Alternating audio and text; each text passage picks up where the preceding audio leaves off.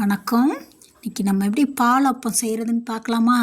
அதுக்கு இந்த கப்பில் 2 கப்பு மைதா எடுத்து வச்சுருக்கேன். 1 கப்பு ரவை எடுத்து ஊற வச்சுருக்கேன் ஒரு அரை மணி நேரமாக. 1 டம்ளர் பால் காய்ச்சி ஆற வச்சுருக்கேன். சர்க்கரை 1½ கப்பு எடுத்து வச்சுருக்கேன். கொஞ்சம் சோடா மாவு எடுத்து வச்சுக்கலாம். ஒரு 1/4 ஸ்பூன், அது கம்மியானா அதை விட கம்மியாக போட்டுக்கணும். 4 ஏலக்காய், தேவையான அளவு உப்பு எடுத்து வச்சுருக்கேன். இப்போ சர்க்கரையை மிக்ஸி ஜாரில் நம்ம அரைக்கணும், ஏலக்காயை சேர்த்து. அதுக்கு முன்னே நம்ம எடுத்து வச்ச மைதாவோட 1/2 கப் சர்க்கரையை நம்ம சேர்த்துக்கலாம் மிக்ஸி ஜாரில்.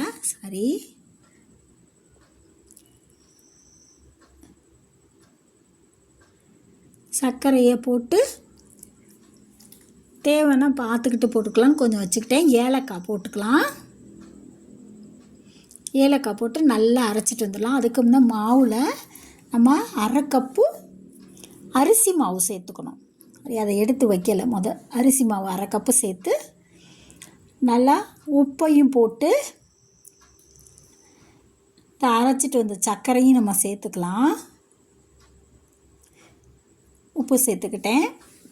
இப்போ மிக்ஸி ஜாரில் அரைச்சிட்டு வந்த சர்க்கரை பவுடரையும் போட்டுக்கலாம். போட்டு நல்லா அந்த பிளெண்டரை வச்சு நல்லா எல்லாத்தையும் ஒன்றா கலந்துக்கலாம். கலந்துக்கிட்டு நம்ம சர்க்கரை அரைச்சதை சேர்த்ததுனால கொஞ்சம் கொஞ்சமாக பாலை ஊற்றி தேவையான அளவு ஊற்றி கிண்டி பொறுமையாக ஊற்றி கிண்டணும். ரொம்ப ஊற்றிட்டோம்னா சர்க்கரை பால் ஊற்றுனதுக்கப்புறம் சர்க்கரை இலகிரும்.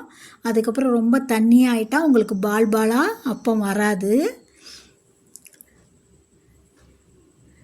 பால் தேவையானது பண்ணிட்டு அப்புறம் ரவையும் அதில் சேர்த்துக்கலாம். ஊற வச்ச ரவையும் சேர்த்துக்கிட்டு நல்லா இந்த பதத்துக்கு நம்ம கலந்துக்கணும்.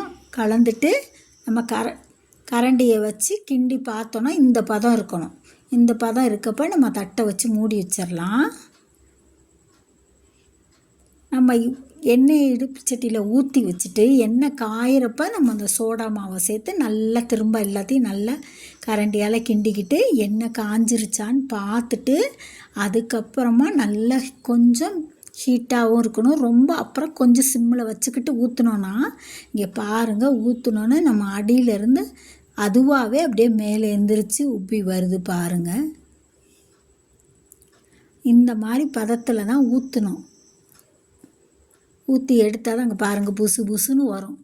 அப்படியே எண்ணெய் குடிக்காத அப்பம் கடையில் வாங்குறாப்புலையே நல்லா செம்ம டேஸ்ட்டாக இருக்கும்.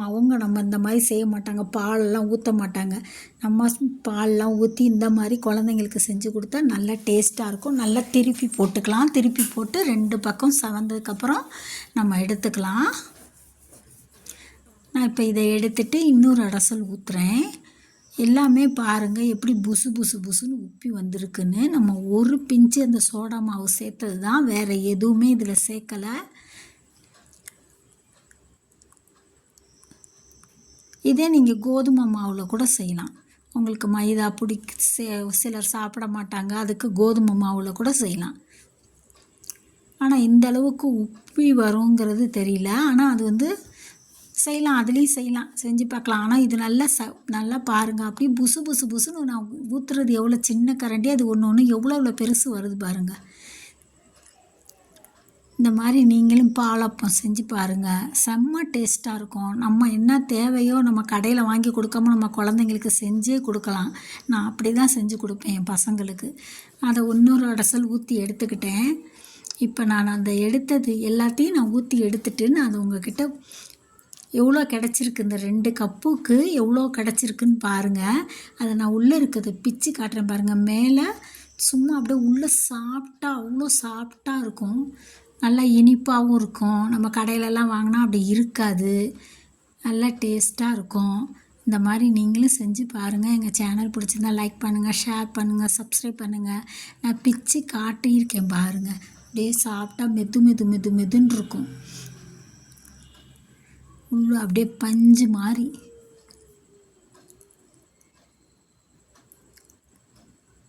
பாருங்கள் எப்படி சாஃப்டாக இருக்குது பாருங்கள், சூப்பராக இருக்கும்.